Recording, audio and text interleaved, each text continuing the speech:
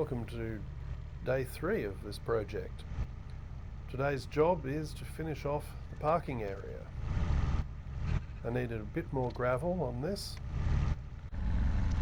and got to get the lime in.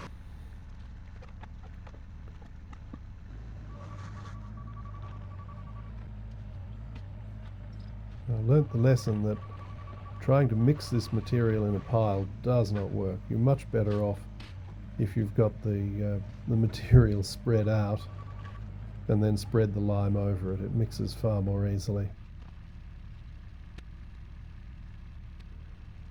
I'd already put down a bit of gravel the previous day on this area, as you can see, but it didn't have the lime in it yet, so I threw out 6 more bags, spread that, mixed it in.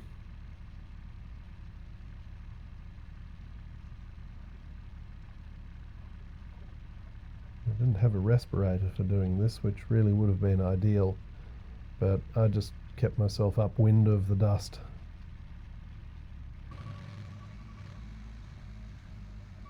So lots of mixing to be done. Trying to get all this consistent, get all that lime mixed through the gravel so that once it's wet up and compacted, then it'll all set up nicely. I'm using hydrated lime for this, if anyone's interested. Basically, it's the same material that you would use if you were making a lime render for rendering a wall, or if you're doing straw bale building, or you're rendering brickwork or something, then hydrated lime is what you'd use. Now time for some water. Again, this material's fairly dry. It came out of the supplier's pit without a lot of water in it, and to get good compaction you really needed to wet it up a bit.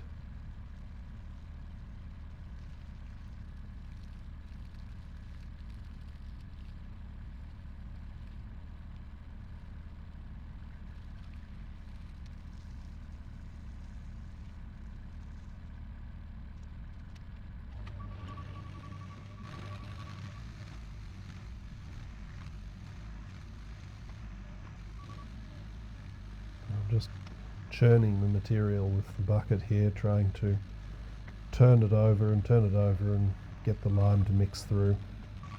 Also the water at this point.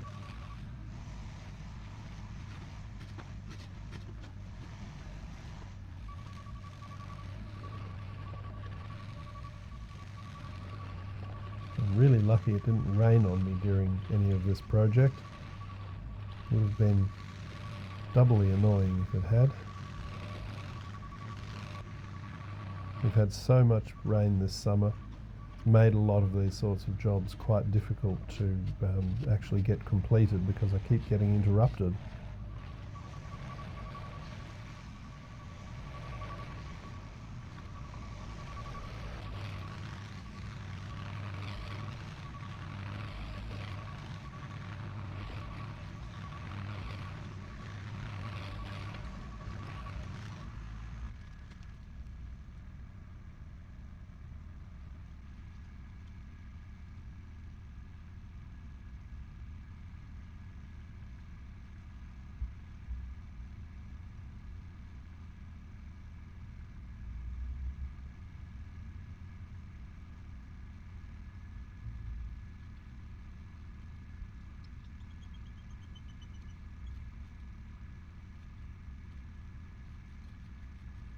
I love this part of a project where it's really starting to come together. You can start to see what the end result's going to look like. I had a bit of a high spot in the middle of the area where the material had been stacked up, so I had to work that off.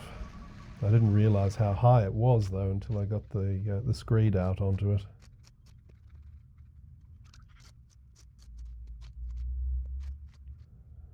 One trick if you're trying to level an area like this that's larger than your screed and you don't have a guide along the edges is to work in both directions. So work up and down, then work side to side, And you'll find out pretty quickly where the high spots and the low spots are. And you'd just be able to shift a bit of material and fill them.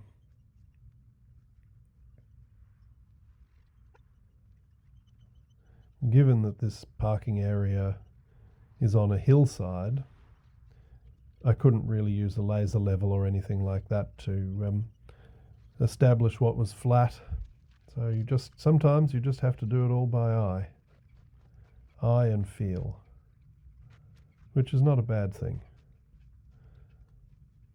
So here I am just walking that material in now, packing it down with the tracks, getting it a bit firm so that I know if there's any soft or low spots. Just run back and forth, pack it down, trying to be very careful around the edge of the brickwork there that I don't hit it with the machine and break any of the bricks up or dislodge them.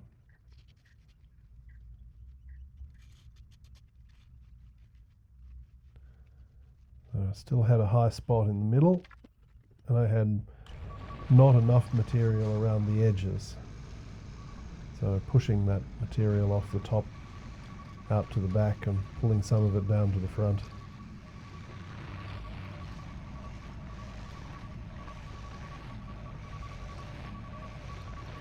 Run the screed over it again and like, yep, we're getting pretty close.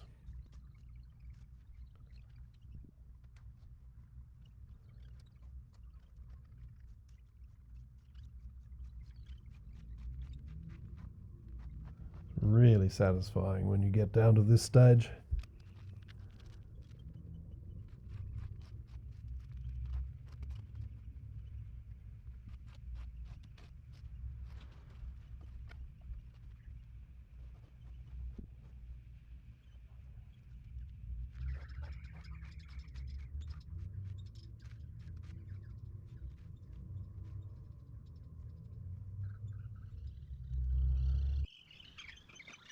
Now it's time for some compaction. Again, trying not to hit the brickwork with the roller because that thing will definitely smash all the mortar up, dislodge the bricks.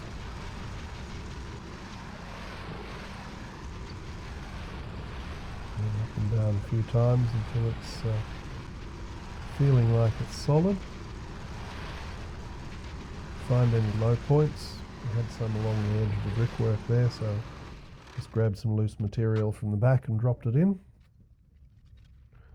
I thought it was time to get the edges cleaned up a bit too. See what I'm actually dealing with properly. I probably should have done a bit more prep cleaning out all of those areas before I got into doing the gravel, but you know, if you live and learn. I was just a bit eager.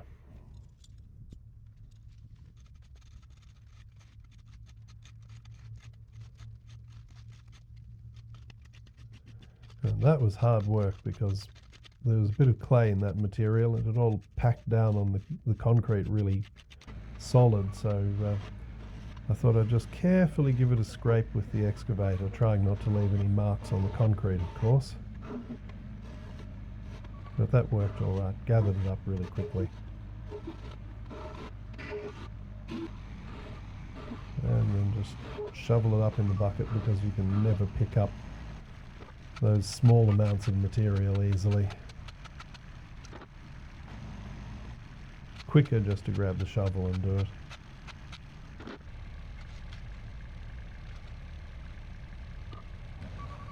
So now I'm doing the same thing, clearing those gutters out along the edges, getting any of the gravel that spilled over up and out of them.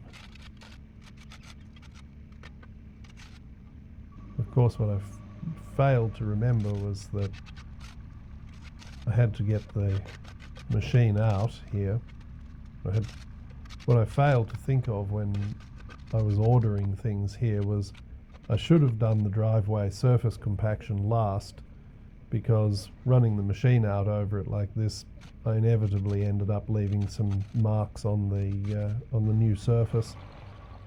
So I had to go back and address that, rake it and give it a bit more of a roll just to trim the surface up again, make sure that it was left looking really nice.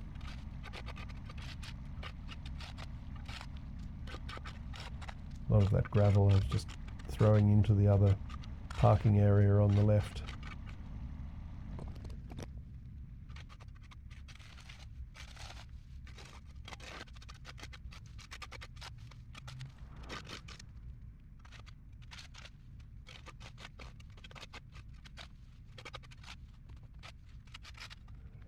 I needed to move the stack of sleepers. They needed to be repositioned around the edges of the parking area. I'd forgotten about doing that. I thought I could just move them by hand, but they were way too heavy for me. So I ended up using the machine to do that job. I don't have a very good back, unfortunately, so I can't do much lifting and carrying, but the machine does it really well. Having the thumb on the machine as well is really useful. It makes it much easier to pick up and carry stuff like that.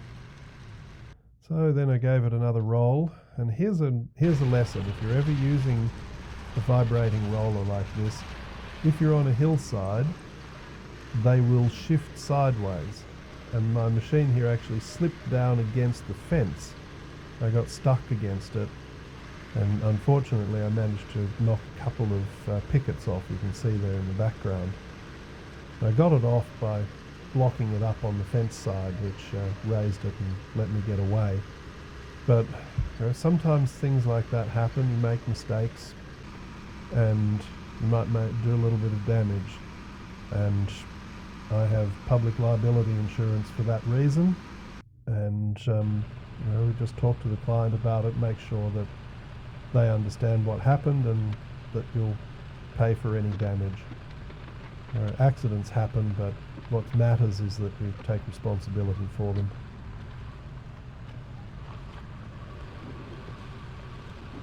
My favourite part of the job, putting the excavator back on the truck.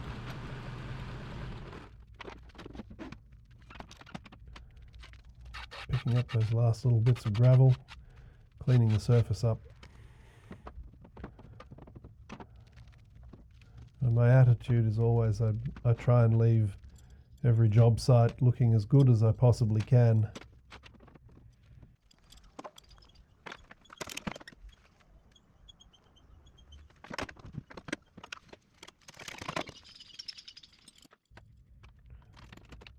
And that's it. So, hope you enjoyed watching that, and I'll see you later.